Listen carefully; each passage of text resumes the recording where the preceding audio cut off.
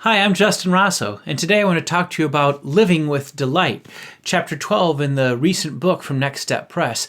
But in order to talk about this book on delight, I want to talk about this book from Dr. Brené Brown. Brené Brown is one of the world's leading authors and researchers in the area of human relationship dynamics and things like shame and fear. In her book, Dare to Lead, Brené Brown says, vulnerability is the birthplace of love, belonging, and joy. And later in the book, she says joy is the most vulnerable emotion we feel. Isn't that something? Vulnerability is the birthplace of joy, while joy is the most vulnerable emotion we feel.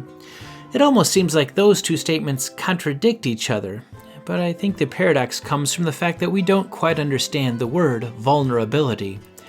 We tend to imagine being vulnerable means you're a wimp or a weakling, when in reality it takes both strength and courage to be vulnerable in important situations.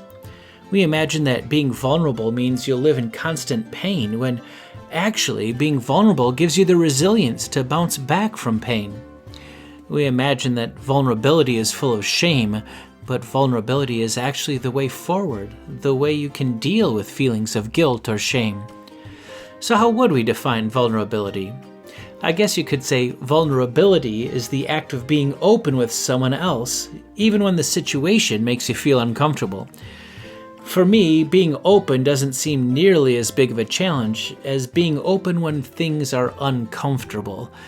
When I get uncomfortable or someone else gets uncomfortable in my presence, my emotion alarm goes off. Warning, warning. Things are going to get messy. You should run and hide. Danger. There's feelings ahead. You know that alarm, don't you? One of the problems of trying to keep your emotions under lock and key is that you can't selectively numb what you feel.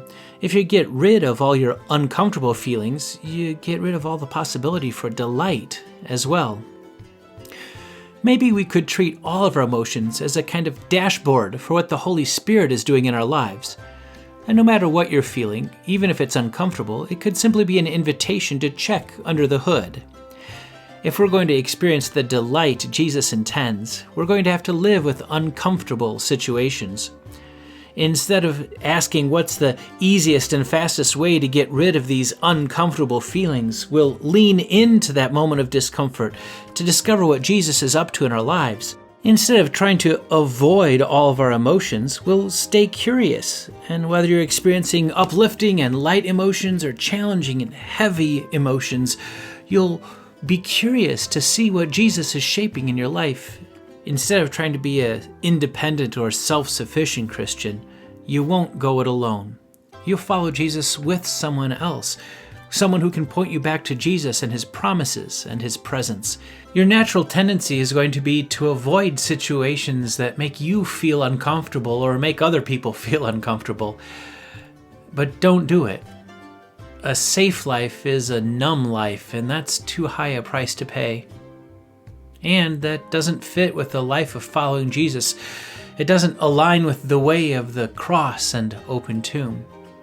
Instead, lean into those conversations or those moments where you feel most vulnerable. Invite the Holy Spirit to be present when you feel uncomfortable. Look for what Jesus is up to in your life, how Jesus might be shaping you or shaping the person you're with.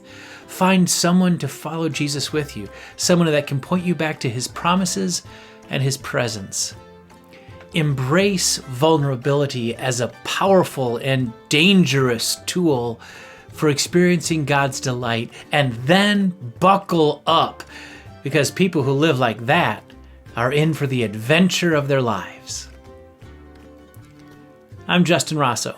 I'll see you next time at Next Step Press. This video is brought to you by Next Step Press. We help you take a next step. If you'd like information on becoming a Next Step Patron, or you'd like to read more about our book, Delight, Discipleship as the Adventure of Loving and Being Loved, check out www.findmynextstep.org.